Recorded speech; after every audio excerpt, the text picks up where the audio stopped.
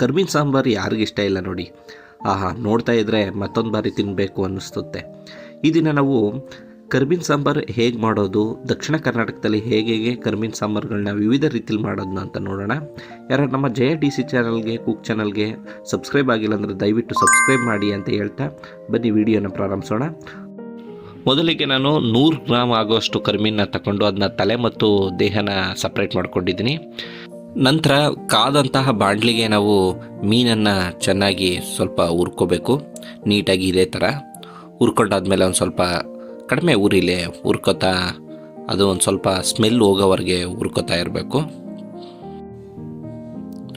ಸ್ವಲ್ಪ ಕಲರ್ ಬಂದ ತಕ್ಷಣ ಅದನ್ನು ಸ್ಟವ್ನ ಆಫ್ ಮಾಡಿಬಿಟ್ಟು ನಾವು ಅದನ್ನು ನೀಟಾಗಿ ಚೆನ್ನಾಗಿ ನೀರಲ್ಲಿ ಒಂದು 2-3 ಬಾರಿ ಚೆನ್ನಾಗಿ ನೀಟಾಗಿ ತೊಳ್ಕೊಂಡ್ರೆ ಅಲ್ಲಿರುವಂತಹ ಕಲ್ಲು ಮಣ್ಣು ಎಲ್ಲ ಕಸ ಎಲ್ಲ ಹೋಗುತ್ತೆ.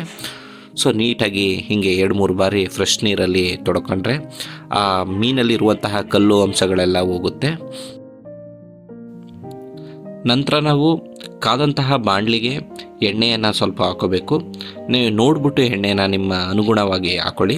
ಸೊ ಎಣ್ಣೆಯನ್ನು ಹಾಕಿದ್ಮೇಲೆ ಅದಕ್ಕೆ ಸ್ವಲ್ಪ ಸಾಸಿವೆಯನ್ನು, 1 ಚಿಟಿಕೆ ಸಾಸಿವೆಯನ್ನು ಹಾಕಬೇಕು. ಸಾಸಿವೆ ಹಾಕಿದ ನಂತರ ಒಂದು 8-10 ಎಲೆ ಕರಿಬೇವನ್ನ ಹಾಕಬೇಕು.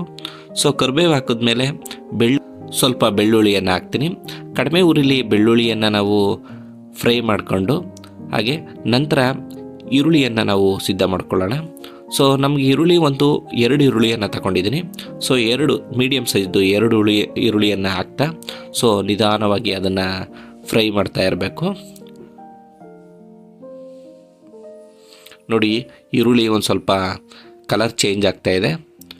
ಸೊ ಈರುಳ್ಳಿಯನ್ನು ಮಾಡಿದ ನಂತರ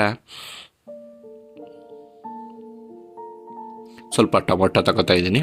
ಸೊ 2 ಟೊಮೊಟೊವನ್ನು ತಗೊಂಡಿದ್ದೀನಿ. ಪುಟಾಣಿ ಆದಂತಹ ಅಥವಾ ದಪ್ಪ ಆಗಿದ್ದರೆ ಟೊಮೊಟೊನ 1 ಟೊಮೊಟೊವನ್ನು ತಗೊಳ್ಳಿ ಸಾಕು. ಟೊಮೊಟೊ ಹಾಕಿದ್ರೆ ತುಂಬ ಟೇಸ್ಟಿಯಾಗಿ ಬರುತ್ತೆ. ಹುಳಿಯಾಗಿ ಕರಿಮೀನು ಸಾಂಬಾರು ಚೆನ್ನಾಗಿ ಬರೋಕ್ಕೋಸ್ಕರ ಟೊಮೊಟೊ ಹಾಕ್ತೀವಿ.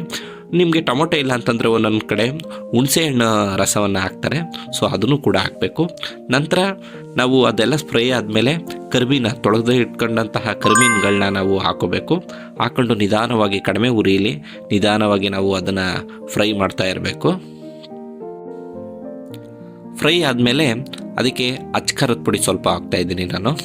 ಸೊ ನಿಮ್ಮ ಅಳತೆಗೆ ತಕ್ಕಂಗೆ ಅಚ್ಕಾರದ ಪುಡಿ ಹಾಕಿ, ಹಾಗೆ ನಾನು ಧನಿಯಾ ಪುಡಿಯನ್ನು ಸ್ವಲ್ಪ ಹಾಕ್ತಾಯಿದ್ದೀನಿ. ಹಾಗೆ ಧನಿಯಾ ಪುಡಿ ಆದಮೇಲೆ 1 ಚಿಟಿಕೆ ಅರಿಶಿನ ಹಾಕ್ತಾಯಿದ್ದೀನಿ.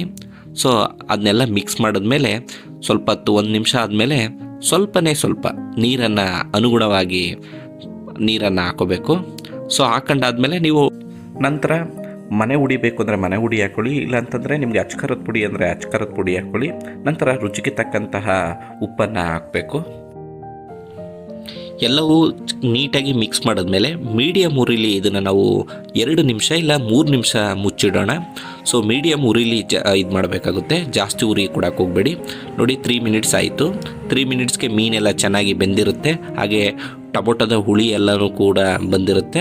ಸೊ ನೋಡಿ, ಮೀನಿನ ಸಾಂಬಾರು ರೆಡಿ ಆಯಿತು. ಹುಳಿಯಾದಂತಹ ಕರಿಮೀನು ಸಾಂಬಾರು, ಹಳ್ಳಿಲಿ ಮಾಡುವಂತಹ ಕರಿಮೀನು ಸಾಂಬಾರು ಸಿದ್ಧವಾಗಿದೆ. ಸೊ ನೋಡ್ತಾ ಇದ್ದರೆ ತಿನ್ನಬೇಕು ಅನಿಸುತ್ತೆ. ನಿಮ್ಮನೇಲೂ ಕೂಡ ಇದನ್ನು ಮಾಡಿ ಟೇಸ್ಟ್ ನೋಡಿ. ಮುದ್ದೆಗಂತೂ ಮತ್ತು ಅನ್ನ ಸಾಂಬಾರು ಅದರಲ್ಲೂ ಮುದ್ದೆಗಂತೂ ಅದ್ಭುತವಾಗಿರುತ್ತೆ ಅಂತ ಹೇಳ್ತಾ, ನಮ್ಮ ಚಾನಲ್ಗೆ ಯಾರು ಸಬ್ಸ್ಕ್ರೈಬ್ ಮಾಡಿಲ್ಲ ಅಂತಂದರೆ ದಯವಿಟ್ಟು ಸಬ್ಸ್ಕ್ರೈಬ್ ಮಾಡಿ, ಪ್ರೋತ್ಸಾಹ ಮಾಡಿ ಅಂತ ಹೇಳ್ತಾ ಥ್ಯಾಂಕ್ ಯು ಸೋ ಮಚ್.